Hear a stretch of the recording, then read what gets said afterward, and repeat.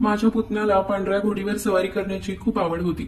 तो मला दररोज म्हणायचा की काकी मला तुमच्या पांढऱ्या घोडीची सवारी करायची आहे. मी कधी कधी या गोष्टीवर हसत होते, पण बऱ्याचदा तो माझ्यावर जबरदस्ती करतोय असं मला वाटत होतं. तो आमच्याकडे शिकायला होता. त्या दिवसात माझे पती परदेशात राहत होते.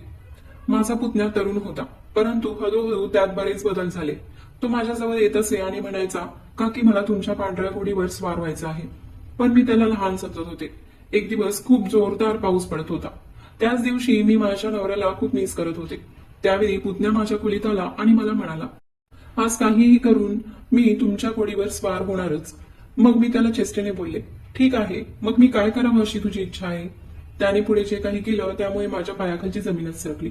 त्याने चक्क माझ्या खोलीतली लाईट बंद केली आणि मी एका गरीब कुटुंबातील मुलगी होते. मला 4 बहिणी होत्या. त्या माझ्यापेक्षा लहान होत्या. मी दिसायला खूपच सुंदर असल्यामुळे मला खूप सारी स्थळं येत होती. मग माझ्या वडिलांनी एक चांगलं स्थळ बघून माझं लग्न लावून दिलं. त्यांनी माझं लग्न करताना कसलाच विचार केला नाही. फक्त श्रीमंती आणि मुलाचा पगार बघून माझं त्या मुलासोबत लग्न केलं. लग्नाच्या दिवशी मी माझ्या घरी आले. घरात कोणीच नव्हतं, फक्त मी आणि माझा नवरा. सगळे नातेवाईकही त्या दिवशी माघारी गेले होते. आमचं घर खूपच मोठं होतं. घरात नोकर चाकर होते. त्या दिवशी आमच्या लग्नाची पहिली रात्र होती. माझ्या नवऱ्याने आमची रूम खूप छान पद्धतीने सजवली होती. मी आमच्या फुलांनी सजवलेल्या बेडवर नवऱ्याची वाट बघत बसले होते. अर्ध्या तासाने माझा नवरा रूममध्ये आला आणि त्याने आतून दार बंद करून घेतलं. तशी माझ्या हृदयाची धडधड वाढत चालली होती. तो माझ्याजवळ येऊन बसला आणि त्याने माझ्या डोक्यावरचा पदर बाजूला केला. मी खूप घाबरले होते. मला खूप लाजही वाटत होती. त्याने माझ्या चेहऱ्यावरून ओळखलं आणि इकडच्या तिकडच्या गप्पा सुरू केल्या. सुरुवातीला तर त्याच्याशी बोलताना मला खूप अवघडल्यासारखं झालं होतं, पण नंतर मीही थोडी रिलॅक्स झाले आणि त्याच्या गप्पांमध्ये हरवून गेले. तो चक्क 2 तास माझ्याशी गप्पा मारत होता. मी आता पूर्ण लाज आणि भीती विसरले होते. मग त्याने माझा हात हातात घेतला आणि प्रेमाचा पहिला पाऊल उचलला. त्याने रूमची लाईट बंद केली आणि माझ्यावर रात्रभर भरभरून प्रेम केलं. मला त्या दिवशी खूप छान झोप लागली होती. मला सकाळी जाग आल्यावर मी पाहिलं की माझा नवरा कुठेतरी जाण्याच्या तयारीत होता. मी उठल्यावर त्याने मला जे काही सांगितलं त्यावर मला विश्वासच बसत नव्हता. मी खूप नाराज झाले, कारण माझा नवरा लग्नाच्या दुसऱ्याच दिवशी त्याच्या ऑफिसच्या कामानिमित्त परदेशात निघाला होता. मी त्याला म्हणाले, आपल्या लग्नाला अजून 1 दिवस झाला नाही आणि तुम्ही लगेच मला सोडून एवढ्या लांब निघालात. तर तो मला म्हणाला, मला जावं लागेल, ऑफिसचं काम आहे. मी त्याला अडवण्याचा खूप प्रयत्न केला, पण त्याने माझं काहीच ऐकलं नाही. तो मला म्हणाला, नाराज होऊ नको, मी लवकरच तुला भेटायला येईल. आणि तो निघून गेला.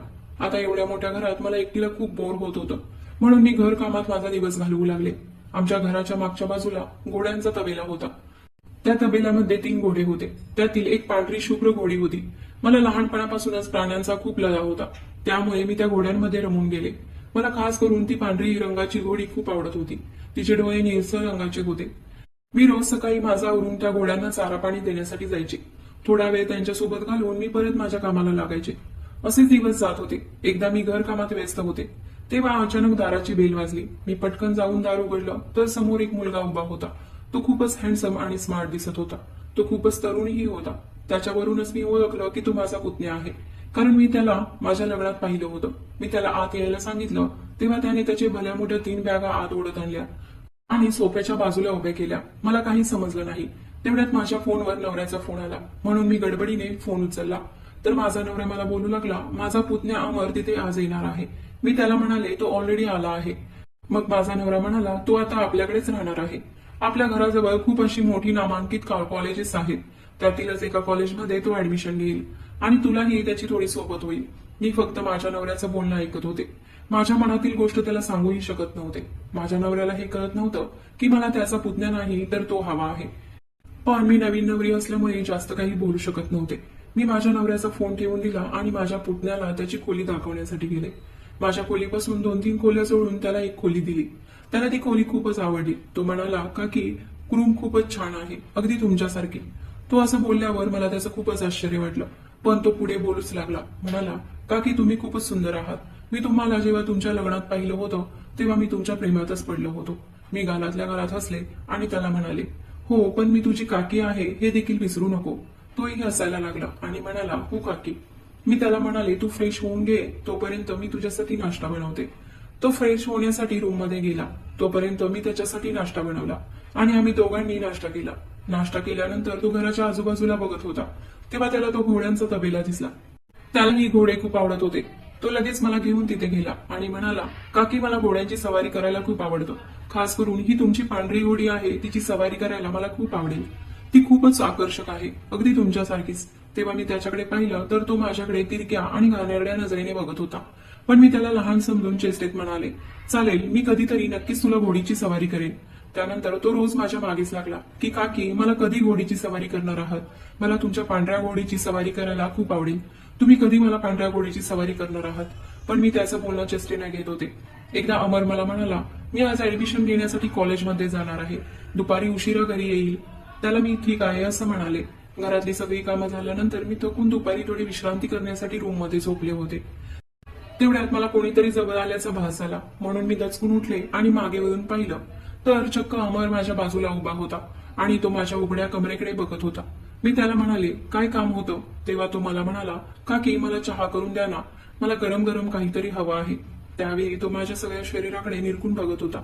मी त्याला म्हणाले, ठीक आहे, मी तुला चहा बनवून देते. आणि त्याला चहा बनवून दिला. तो रोज माझ्यासोबत घोड्यांना चारा पाणी देण्यासाठी येत होता. त्यावेळी मला तेच बोलत होता की तुम्ही कधी मला पांढऱ्या घोडीची सवारी करणार आहात. पण मी शांत बसत होते आणि त्याच्या होला हो देत होते. एकदा अमर मला म्हणाला, मी आज माझ्या मित्रासोबत बाहेर जाणार आहे. मला रात्री घरी यायला वेळ होईल. मी त्याला ठीक आहे असं म्हणाले. रात्री सगळी कामं झाल्यानंतर माझ्या रूममध्ये जाऊन झोपले होते. अमर अजून आलाच नव्हता. बेडवर पडल्या पडल्या मला कधी झोप लागली समजलंच नाही. मध्यरात्री मला कुठल्या तरी आवाजाने जाग आली. तो आवाज ऐकून मला कसं तरी होत होतं. मी इकडे तिकडे बघितलं तर तो आवाज मला खिडकीच्या बाहेर येऊन येत होता. मी घाबरले आणि तोंडावर पांघरून घेऊन पडून राहिले. मग दुसऱ्या दिवशी सकाळी नाश्ता करताना मी अमरला विचारलं, तू रात्री कधी आलास. तेव्हा तो म्हणाला, मी रात्री 12 नंतर घरी आलो. तेव्हा तुम्ही गाढ झोपला होता म्हणून मी तुम्हाला उठवलं नाही. त्या दिवशी देखील मला रात्री तो आवाज आला. पण मला आज बघायचं होतं की तो आवाज नेमका कुठून येतोय. म्हणून मी दार उघडून बाहेर आले तर मला अमरच्या खोलीतून तो आवाज येत होता. मी थोडे पुढे गेले आणि त्याच्या खोलीत वाकून बघितलं तर तो मोबाईलमध्ये काहीतरी बघत विचित्र चाळे करत होता. माझ्या अंगावर सरसरून काटा आला आणि मी धावतच माझ्या रूममध्ये गेले आणि दार बंद करून घेतलं. मी आता हे माझ्या नवऱ्याला सांगायचं ठरवलं होतं, पण मी सांगू शकत नव्हते. कारण एक तर लग्न झाल्यापासून माझा नवरा माझ्याजवळ राहत नव्हता आणि ही गोष्ट मी जर त्याला सांगितली तर तो माझ्या गोष्टीवर विश्वास ठेवणार नव्हता. कारण अमर एक लहान मुलगा होता. मी त्या दिवशी अमरच्या रूममध्ये गेले तेव्हा तो मोबाईलमध्ये कसला तरी व्हिडिओ बघत होता. मी खोलीत गेल्यावर मला बघून त्याच्या चेहऱ्यावरचा रंग सुडाला होता आणि तो घाबरलाही होता आणि त्याने त्याचा मोबाईल गादीखाली सरकवला. मी त्याच्या त्या गोष्टीकडे दुर्लक्ष केलं आणि खोलीतून बाहेर आले. मला आता तो रात्रीचा येणारा आवाज आणि अमर त्याच्या मोबाईलमध्ये बघत असणारा व्हिडिओ या दोन्हींचे आवाज एकसारखेच वाटत होते. पावसाळ्याचे दिवस होते त्यामुळे बाहेर खूप पाऊस होता.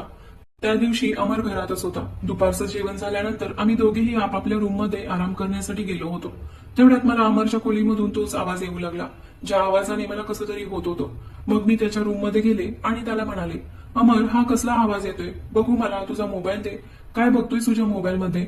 तेव्हा तो जरा लाजला, पण मी त्याच्या हातातून मोबाईल हिसकावून घेतला आणि बघितलं तर माझी मलाच लाज वाटू लागली. कारण तो घोड्यांचे व्हिडिओ बघत होता. मी त्याला विचारलं, अमर, हे काय आहे. तर तो म्हणाला, काकी, मी तुमच्या किती दिवस मागे लागलो आहे की मला पांढऱ्या घोडीची सवारी करायची आहे, पण तुम्ही मला करूनच देत नाही. म्हणून मी विचार केला की आपणच मोबाईलवरती व्हिडिओ बघून घोड्यांची सवारी कसे करतात ते शिकायचं. मला घोड्यांवर सवारी करायला खूप आवडतं. माझ्या लहानपणीही आमच्या घरात घोडे होते. मी त्यावर सवारीही करायचो. पण एक दिवस मी सवारी करत असताना पडलो आणि माझा पाय फ्रॅक्चर झाला. त्या दिवसापासून माझ्या आजोबांनी मला घोड्यांची सवारी करण्यापासून मनाई केली होती. पण आता मी मोठा झालो आहे आणि मला आता घोड्यांची सवारी करायची आहे. खास करून मला त्या पांढऱ्या घोडीची सवारी करायची आहे. हे ऐकल्यावर मी मनात स्वतःलाच दोष देत राहिले.